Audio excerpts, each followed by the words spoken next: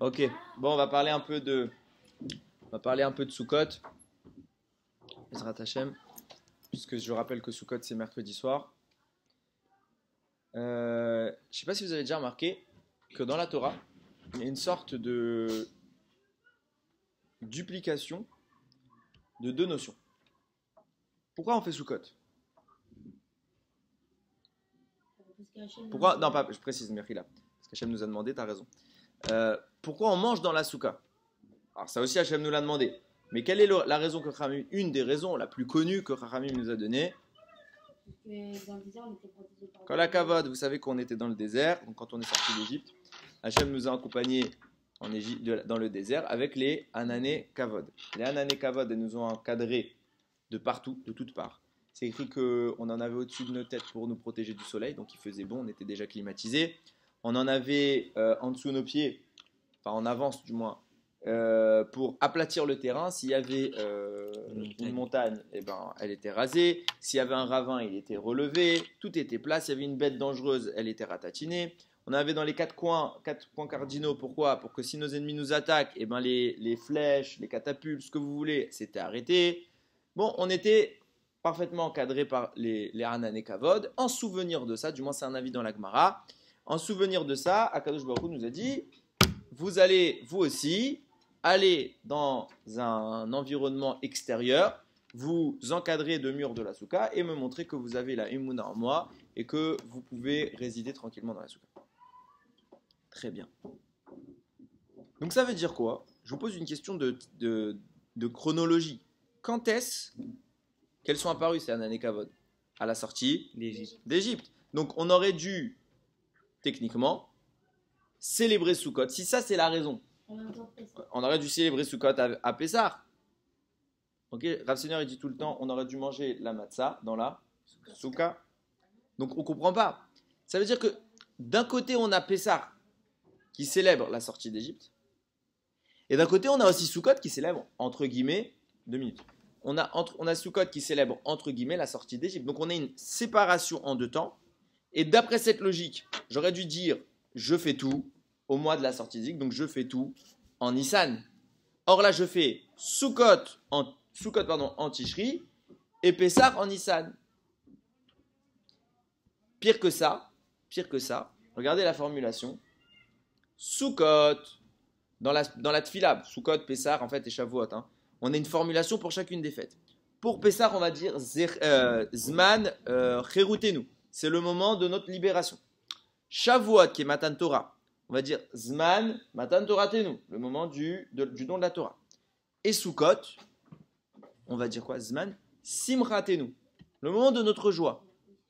Le sujet change. Pourtant, on a l'impression, quand on regarde un peu dans les sens, la raison pourquoi? Parce que la Torah nous dit parce que dans les Sukkot vous avez résidé. Alors parallèlement à ça, je vous demande moi aussi de résider dans les Sukkot, à Sukkot. Mais sauf que Sukkot, on a résidé dans les Hanan et Kavod, on a résidé quand?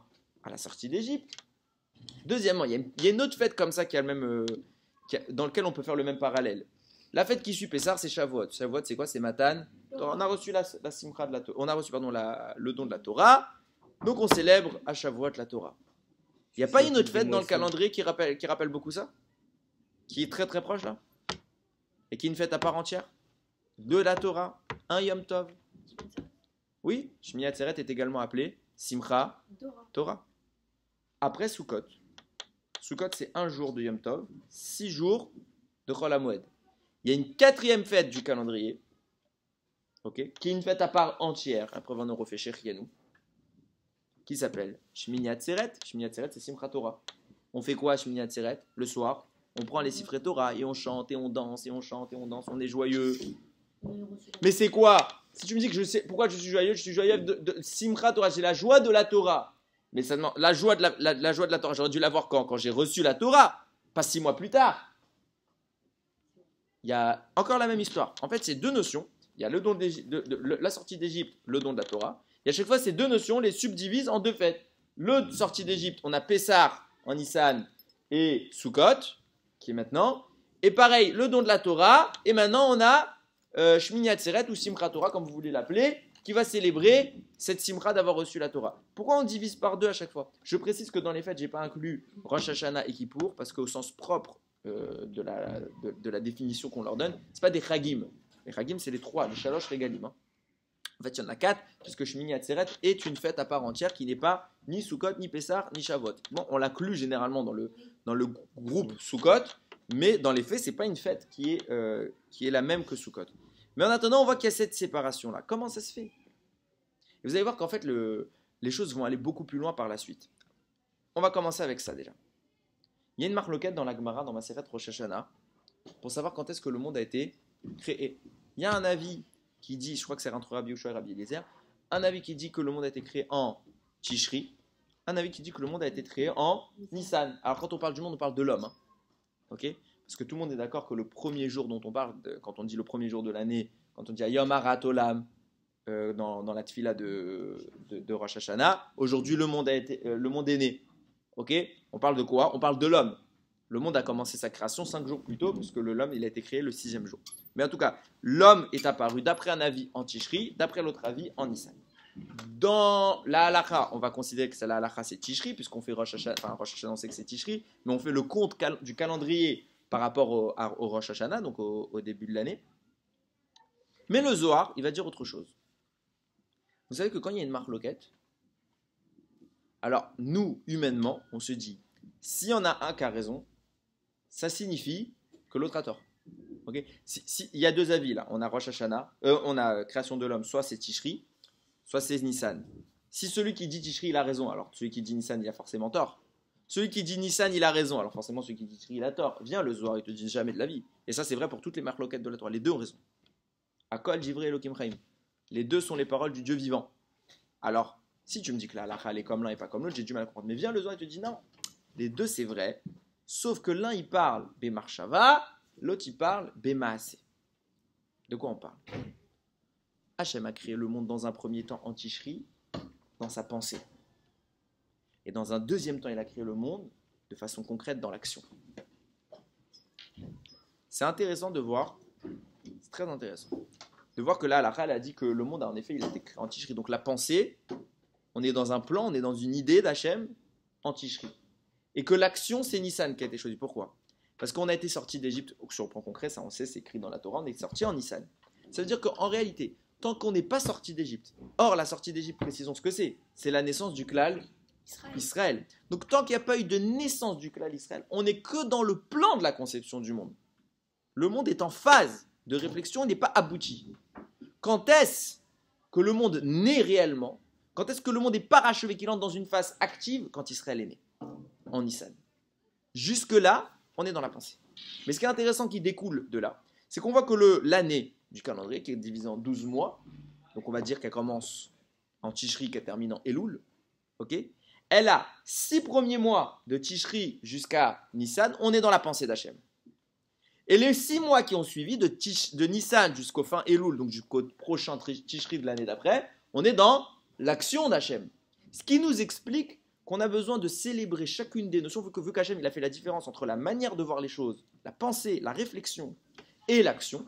On a besoin de faire cette distinction entre les deux événements. À savoir qu'on a 2 événements à fêter. On a la sortie d'Égypte et on a Matan Torah. Ben, ces 2 événements doivent être fêtés dans 2 dimensions complètement différentes. Sortie d'Égypte, je dois la célébrer par la pensée, dans la pensée et dans l'action. Matan Torah, je dois le célébrer dans la pensée et dans l'action. Ce qui explique en fait à peu près tout ce que j'ai posé comme question. Pourquoi chaque fête elle est divisée en 2? Une elle est en Tishri, l'autre elle est plutôt 6 mois plus tard. Ben, c'est simple. Parce qu'une fois que la fête a lieu, il faut d'abord la célébrer dans la pensée. Donc côté Tishri, les 6 premiers mois de l'année qui sont dans la pensée d'Hachem. Or la Torah nous dit tu devras célébrer la fête de Sukkot dans la pensée. Et on va voir comment ça se manifeste. Et plus tard, dans l'action. C'est pour ça qu'il y a une deuxième fête qui sera Pessah. Et c'est à Pessah qu'on raconte la Haggadah. C'est à Pessah qu'on mange la matzah. C'est l'action concrète. C'est à Simchat Torah qu'on a reçu la Torah. Pas à Simchat Torah, à Matan Torah, donc à Shavuot qu'on a reçu la Torah. Action concrète. Ça, c'est l'action. Ça, c'est produit. Mais on a fêté ces 2 fêtes également dans la pensée. Donc, on doit revenir 6 mois plus tôt en Tishri, qui est le mois de la pensée. Et on célèbre ces 2 fêtes. Et cette fois, comment on formulera? Lorsqu'on était dans l'action à Pessar, on dira Zman Cherutenu, le moment de notre liberté, parce que concrètement, c'est là qu'on a été libéré. Zman Matan Toratenu pour Shavuot, parce que concrètement, c'est là qu'on a reçu Shavuot, on a reçu la Torah. Mais dans les 6 mois qui précèdent, lorsqu'on est dans la pensée, on ne va pas parler ni de ce qui s'est passé, ni de comment ça s'est passé, on ne va pas raconter la Gada, on ne va pas parler du don de la Torah, on va dire Zman Simchatenu. La Simcha, c'est quelque chose qui se fait dans la tête. C'est l'appréhension qu'on doit avoir de l'événement dont on parle. La période de Tishri, nous dit la Torah, c'est le moment où on se configure intérieurement pour savoir comment appréhender, comment envisager la réalité de la sortie d'Égypte, la réalité du don de la Torah. Et Rahamim, il nous donne un machal, je vais le donner, le machal qui est donné dans le Midrash, c'est celui qui est donné pour Simchat Torah. À quoi ressemble Simchat Torah, nous dit le machal. Bien, le Midrash, il te dit, c'est comme si, on va prendre l'histoire suivante, il y a un roi. Si je me rappelle bien, c'est comme ça qu'il raconte le Midrash. Il dit, il y a un roi qui était en voyage, ils entendent des cris d'appel à l'aide. Au secours, au secours, au secours, aidez-moi. Alors la diligence s'arrête momentanément pour repérer le cri, pour aller porter secours à la personne qui appelle à l'aide. Et on trouve qu'il y a quelqu'un qui est tombé dans un ravin et il n'arrive pas à remonter. C'est un pauvre paysan, il est en dépression, aidez-moi s'il vous plaît, je ne sais pas comment m'en sortir. Viennent les soldats, ils le sortent. Où est-ce que tu habites? Moi j'habite à tel endroit. Bon écoute, c'est notre route, viens avec nous. Bon, on t'a sauvé la vie, on va continuer la mitzvah jusqu'au bout. Donc en ce temps, il est présenté au roi. Qu'est-ce qui s'est passé? Le roi veut savoir ce qui se passe. Le roi veut quand même s'entretenir avec la personne. Il dira comment ça s'est passé, etc. Et il discute tout le trajet. Le roi découvre un monsieur phénoménal. C'est un pauvre paysan, mais il est d'une sagesse, d'une connaissance brillante, comme il n'a jamais vu de sa vie. Il a des bonnes midotes. Il a tout ce qu'il faut pour être un monarque, un dirigeant, un homme de grande envergure. Le roi, il tombe fou de ce type. Et plus le temps passe, plus il découvre que cet homme, c'est pas un hypocrite, c'est vraiment quelqu'un de très sérieux. Très bien. Le roi dit, écoute, je suis estomaqué par toi. Je pense que tu es l'homme le plus respectable de tout mon royaume. Je ne penserai jamais trouver un homme comme toi. Je te propose, marie-toi avec ma fille. Et je ne trouverai jamais un meilleur prétendant pour ma princesse. Alors le type, il est honoré. Tu te rends compte, pauvre paysan, il va devenir prince. L'ascension sociale, tu peux pas rêver mieux, c'est l'American Dream.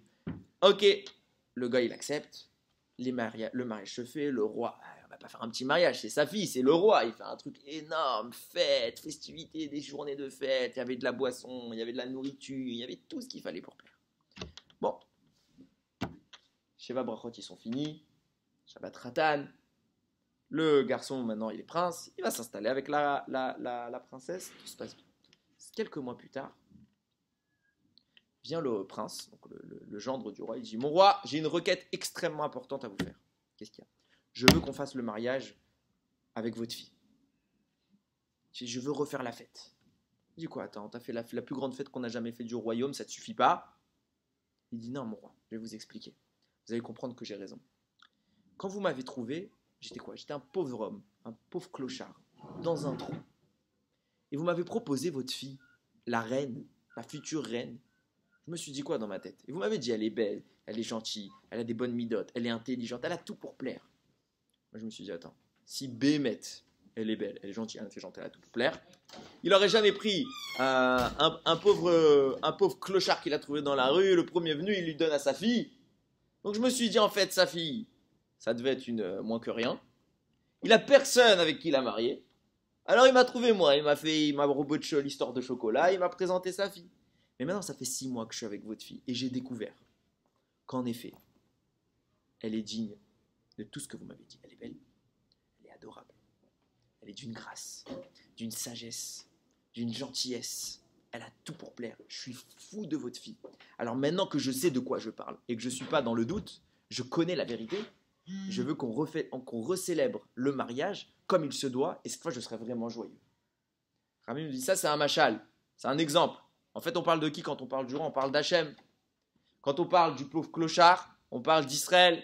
Et quand on parle de la belle reine, on parle de la Torah. Qu'est-ce qui s'est passé? Le clan d'Israël, il était où? Il était en Égypte. C'était des esclaves, des moins que rien. Ils étaient dans le trou. Vient le roi des rois. Il vient les sortir du trou, vous dire, venez avec moi, j'ai un cadeau extraordinaire, la science des sciences. La lumière à l'état pur, ma Torah, mon plus beau cadeau, mon plus beau trésor, je vous le donne à vous. Qu'est-ce qu'on a pensé, nous? On a dit, aïe, aïe, aïe, il a trouvé personne à qui l'a donné, il a été chercher un pauvre peuple d'esclaves, qui vaut rien du tout, et il nous a vendu son truc. Et on a accepté, hein, on n'a pas eu le choix, on va pas refuser au roi. Mais maintenant, 6 mois plus tard, après Matan Torah, on a découvert la Torah, on a goûté la Torah, on sait combien elle est bonne, combien elle est sage, combien elle est riche. On dit à Kadosh Baruch Hu, il faut qu'on célèbre ça, et on fait Simchat Torah.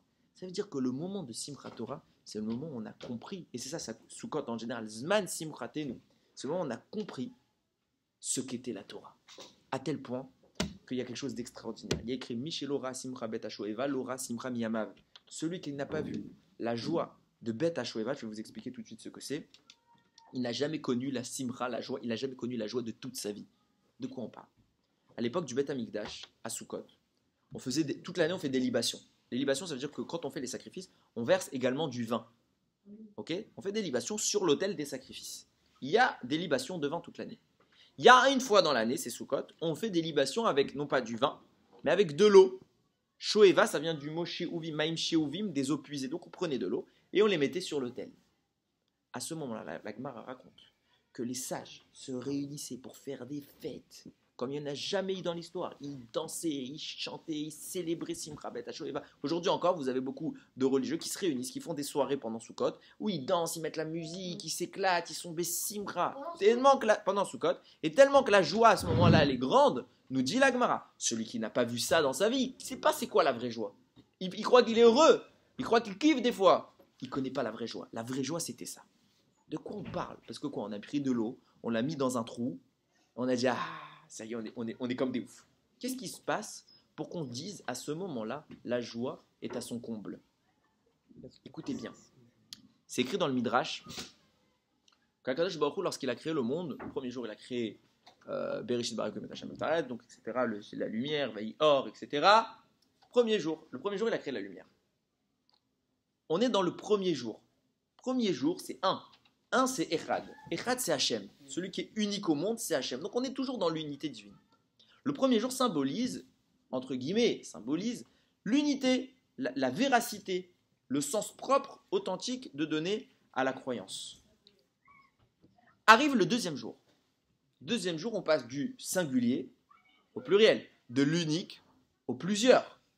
Il n'y a plus que un. Or, si tu dis que un, c'est Hachem, deux, ça veut dire qu'on ajoute une notion supplémentaire. Ça veut dire que cette notion, c'est autre chose que Dieu. Donc ça veut dire qu'on apparaît à ce moment-là une dualité, un autre chose. Cette autre chose signifie systématiquement le mensonge. Puisqu'il n'y a rien d'autre qu'Hachem. En on milvado. Donc puisque tu es dans le 1, le Echad de Hachem, dès que tu passes à 2, apparaissent des forces du mal. Nous dit la Torah. Qu'est-ce qu'il a fait le deuxième jour à Kadosh Baruch Hu? D'ailleurs, c'est le seul jour des 6 jours créateurs que Hachem n'a pas dit que c'était un bon jour. Il n'y a pas écrit Vayar Elokim Kitov. Hachem a vu que c'était bien. Il y a écrit le troisième jour, c'est écrit que c'était bien, mais il n'y a pas écrit le deuxième jour. Pourquoi? Il y a écrit qu'est-ce qu'il a fait? Regardez dans le Chumash. Qu'est-ce qu'il a fait le deuxième jour? Hachem a séparé les eaux d'en haut des eaux d'en bas. Donc nous, on imagine qu'il y avait une grosse boule d'eau. Si je traduis littéralement, il y avait une grosse boule d'eau.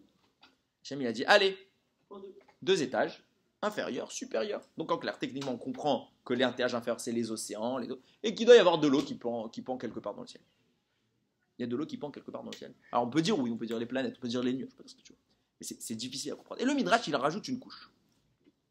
Il dit, la séparation des eaux inférieures avec les eaux supérieures ne s'est fait que dans la douleur, que dans les pleurs. Pourquoi? Parce que les eaux d'en bas, elles ont pleuré, elles ont dit non, on était là-haut avec Hachem. Donc déjà, tu comprends qu'elles étaient avec Hachem. Si elles étaient avec Hachem, on ne parle pas de l'eau, comme vous l'entendez. On parle forcément de quelque chose de très spirituel, être avec Hachem. Et maintenant, on était avec Hachem, et Hachem, il nous a séparés de lui, il nous a mis en bas. Déjà, Hachem, il est ni en haut ni en bas, il est partout. Donc on parle de haut et de bas. Ça veut dire qu'en clair, on parle de quoi? De spirituel et de matériel. Il y a une matérialisation de l'eau quelque part, et cette matérialisation, celle des eaux d'en bas, elle s'est faite dans la douleur, parce qu'elles ont dit, attends, maintenant, nous, on était proche d'Akadosh Baruch Hu, et maintenant, tu nous as mis loin de toi, Akadosh Baruch Hu, donc elles ont pleuré. Le Midrash raconte, tellement qu'elles ont pleuré, elles ont commencé à s'agiter sur terre, et à fendre les profondeurs pour pouvoir remonter avec Akadosh Baruch Hu. Hachem, il les a calmés, il a dit, stop. Puisque c'est pour ma gloire que vous avez fait ça, alors je vous bénis. Quoi? Dorénavant, les eaux d'en haut, écoutez bien la phrase qui ne veut absolument rien dire. les eaux d'en haut n'auront plus le droit de dire ma louange tant que les eaux d'en bas n'auront pas dit ma louange. Genre les eaux, elles se réunissent un jour dans l'année, allez viens on bénit Hachem. Et les eaux d'en haut, elles attendent, allez, qu'est-ce qu'elles fichent là? Pourquoi mettre 3 heures à bénir Hachem? Non, on veut bénir Hachem, on peut pas tant que vous n'avez pas dit. C'est quoi cette histoire? Alors vous allez me dire, on parle des malachim. Si on parle des malachim, les malachim ils sont avec Hachem, qu'est-ce qu'on s'en fiche? De quoi on parle? Il y a eu les eaux d'en haut, les eaux d'en bas, elles ont pleuré, mais elles sont déjà mouillées, c'est de l'eau. C'est quoi le pleur? Elles ont pleuré, alors comme elles ont pleuré, et en plus de ça, Hachem il leur a béni. Ah, tant que vous n'avez pas fait la bracha, alors là-haut ils font rien. Tout dépend maintenant de vous. Qu'est-ce qu'on apprend de là? Le Midrash il vient nous raconter des sornettes comme ça, des bêtises. Si le Midrash a dit ça, c'est qu'il y a un yesod derrière. Pire que ça, on nous dit qu'en plus de ça, Hachem leur donne une deuxième bracha, Simcha bet HaShoeva. À ce moment-là, on va prendre un moment dans l'année, on va verser les eaux d'en bas. Donc, on va les verser pour là-haut. De quoi on parle? Alors moi, j'ai voulu dire un pirouge comme ça. C'est personnel. La Chazal nous dit En Maïm et la Torah. Quand vous voyez dans la Torah le mot Maïm, on parle de la Torah. C'est une allusion pour dire Torah. C'est comme si, au lieu qu'il y ait écrit le mot eau, tu traduis le mot Torah. L'eau est une allusion permanente à la Torah. Ça veut dire quoi? Je traduis donc. Le deuxième jour de la création, Hachem a séparé les eaux d'en haut des eaux d'en bas. Ça veut dire qu'il a séparé la Torah d'en haut de la Torah. Donc, quoi, il y a deux Torahs. Alors, bien sûr, tu vas me dire Torah chez Béalpé et Torah chez Berta, mais c'est qu'une seule Torah. Quoi, ça veut dire quoi les eaux d'en haut des eaux d'en bas? Je vous ai expliqué en introduction que le deuxième jour, c'est le jour de l'apparition d'autre chose.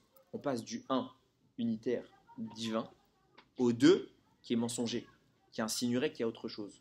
S'il y a apparition d'un mensonge, il faut bien un élément qui nourrit ce mensonge. C'est quoi cet élément? C'est le Yetzer Hara. Le deuxième jour, le Yetzer Hara est né. Puisque le Satan est né à ce jour-là, il faut une manière de matérialiser ce Satan. Il faut bien qu'il ait un mode d'action. Il faut bien qu'il y ait quelque part un champ dans lequel il peut interagir, où il peut faire son travail. C'est quoi son travail? Mentir. En permanence, mentir. Faire croire que Dieu c'est du pipeau, que la Torah faut pas la faire, etc. Mentir. Du coup, est nécessairement obligé d'apparaître une seconde version de la Torah. Pourquoi? Parce que jusque-là, la Torah, elle est où? Elle est uniquement divine, puisqu'il n'y a pas d'autre chose, il n'y a pas d'Yetzer Hara, il n'y a pas d'écran qui vient cacher cette Torah. Donc elle est divine, elle est dévoilée, elle est dans le ciel, c'est la vérité à l'état pur. Tout celui qui voit ça, il comprend comment le monde il est fait, il comprend la gestion, il comprend comment Hachem intervient, il comprend Hachem, il comprend tout. Création de tout. Secret absolu. Celui qui lit ça, qui a un tel secret dans les mains, une telle puissance, il peut douter de l'existence d'Hachem? Il ne peut pas. Donc cette Torah, elle empêche l'existence du Yetzer Hara. La naissance du Yetzer Hara nécessite l'apparition d'une Torah qui est très, très, très éloignée. Ça veut dire quoi? C'est la même Torah, sauf qu'elle ne dit pas les secrets de façon dévoilée. Elle cache tout. Le Satan a manifesté une Torah dans laquelle, lorsque tu la lis, tu comprends encore rien. Si je libère Rishit bara Elokim et Hachem, j'ai compris Hachem, il était là. J'ai compris quelque chose d'Hachem, j'ai compris c'est quoi comme la avodat Hachem. J'ai compris comment je dois me comporter. J'ai rien compris, j'ai compris qu'il y a des mitzvot, etc. Mais le secret, je l'ai pas. C'est une histoire. Mais il faut l'étudier, il faut la réfléchir. Et quand je vais la percer dans son plus grand secret, je vais enlever les couches. Et puis aller plus loin, Et là, je vais découvrir la Torah d'origine. C'est ça qui s'est passé au deuxième jour de la création. Et on comprend pourquoi maintenant les eaux d'en bas, elles ont pleuré. Pourquoi? Parce qu'elles étaient dans une version de Torah où tout était dévoilé. Connexion directe avec le jour. Maintenant, la Torah dit, tu te rends compte? La Torah d'en bas, la Torah des hommes, elle dit, tu te rends compte? Pour avoir accès à la vérité, il va falloir qu'ils se creusent, qu'ils réfléchissent. Combien vont réussir? Combien c'est difficile? Alors qu'avant, il suffisait de lire. Tu lisais, tu avais tout. Et maintenant, tu me crées dans une version si basse, si limitée, si compliquée. Elle pleure. Le monde devrait être détruit. Chami l'a béni. Il dit, puisque tu as fait ça pour moi, je décrète que les eaux d'en haut n'ont pas le droit de me faire ma louange tant que les eaux d'en bas n'ont pas fait ma louange. Ça veut dire quoi? Les sphères célestes deviennent dépendantes des sphères terrestres. Qu'est-ce que ça signifie? Principe de base écrit dans la Gemara. Lo, Bashamaim, Hi. La Torah n'est plus dans le ciel. Ça veut dire quoi? Depuis que Moshe Rabbeinu est monté au Har Sinaï, on a pris la Torah. C'est qui le Beddin? C'est eux ou c'est nous? C'est nous. C'est nous.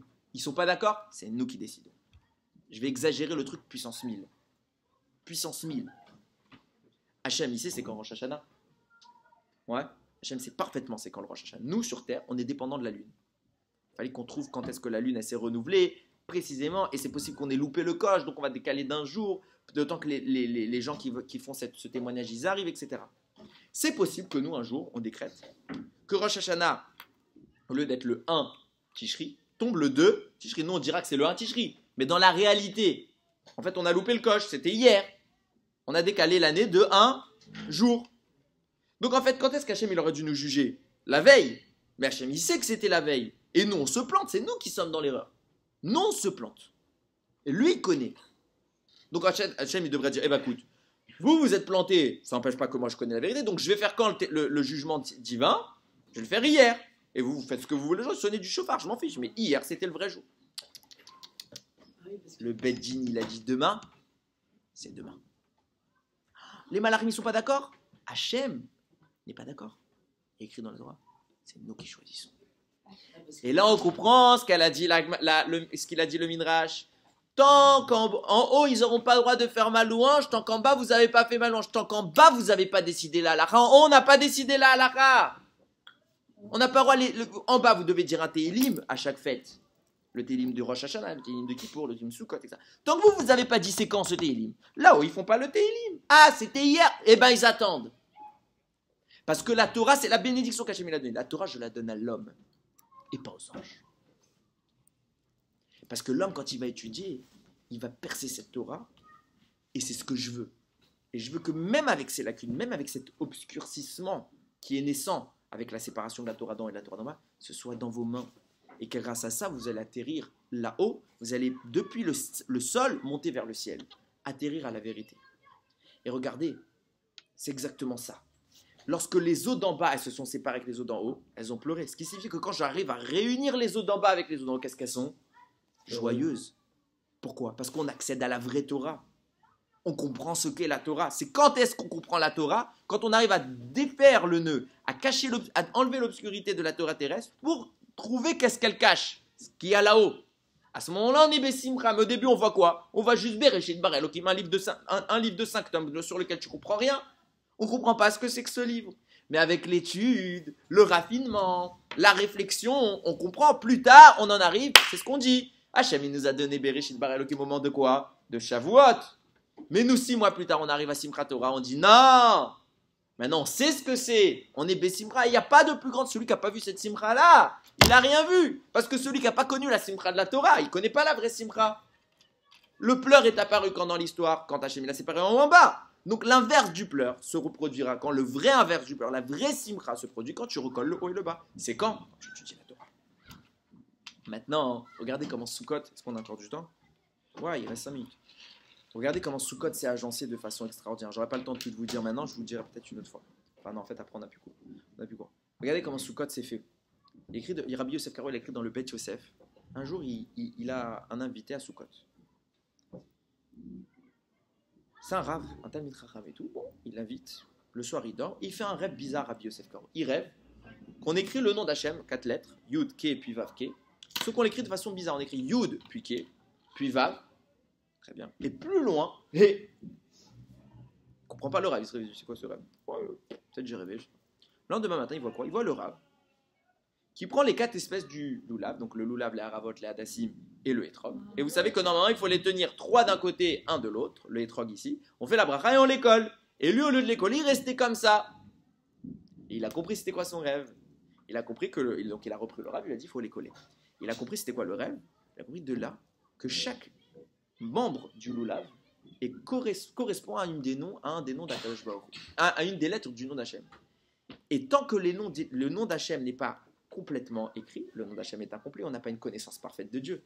C'est ça le loulav, c'est ça les haravot, c'est ça les hadassim, c'est ça le hétrog, c'est connecter les 4 noms du nom d'Hachem, les 4 lettres du nom d'Hachem, pour avoir une connaissance parfaite d'Hachem, pour une liaison parfaite avec lui. À ce moment-là, on connaît c'est quoi la connaissance, on connaît c'est quoi la simcha. Tout dans la souka, dans la fête de Sukkot est agencé comme ça. Et regardez comment ça se passe. Donc nous, on a réussi. On arrive à Sukkot, on connecte avec Akadosh Baruch Hu. Donc on arrive à un dévoilement. Deuxième mitzvah, on doit dormir où? Dans la souka. Qu'est-ce qu'il y a dans la souka? Parce qu'on est sorti là-bas, etc. La souka, ça célébrait la sortie d'Égypte, et c'est la simcha, etc. Tout ce que je viens de dire jusqu'à maintenant. Qu'est-ce qui se passe? Le Midrash nous dit, il y a 7 personnes qui viennent avec nous dans la soukha. 7 personnes. Je sais, il y a plusieurs avis sur l'ordre. Hein. Je le dis dans l'ordre d'apparition historique. Abraham, Yitzhak, Yaakov. Chaque jour un différent. Yaakov, Yosef, Moshe, Aaron et David. Enfin, Aaron, Moshe et David. Parce qu'Aaron, il est né avant. Ok? Ça fait 7. Et tous les jours, on en a un qui apparaît. Qu'est-ce qu'il vient de faire ici? Qu'est-ce qui se passe? Qu'est-ce qui se passe? Venez, on raconte la vie de ces 7. Rapidement. Abraham, c'est qui? C'est un homme qui va faire la découverte d'Akadosh Baruch Hu. Très bien. Nous, vous connaissez toute l'histoire où Abraham il s'est jeté dans le feu. On se dit bon, je l'aurais peut-être pas fait. C'est fort ce qu'il a fait, mais bon quand même, Abraham il parle avec Hachem. Non, précision. Hein. À ce moment-là, il n'a pas encore parlé à Hachem. Donc Abraham est un homme qui a fait la guerre contre toute la planète et qui n'a pas eu confirmation qu'il avait raison. Il a été capable de se jeter dans le feu. Pour qui? Pour Hachem. Tout le monde le déteste à cause de ça. Hachem le sauve. Ça y est, il a prouvé sa foi. Laisse-le tranquille. Non, 10 épreuves. Hachem lui dit, casse-toi d'ici. Va dans un autre pays. Où? Je te dis pas. Il va se battre toute sa vie pour avoir un fils. Il veut dire quoi? Tue-le. Ok.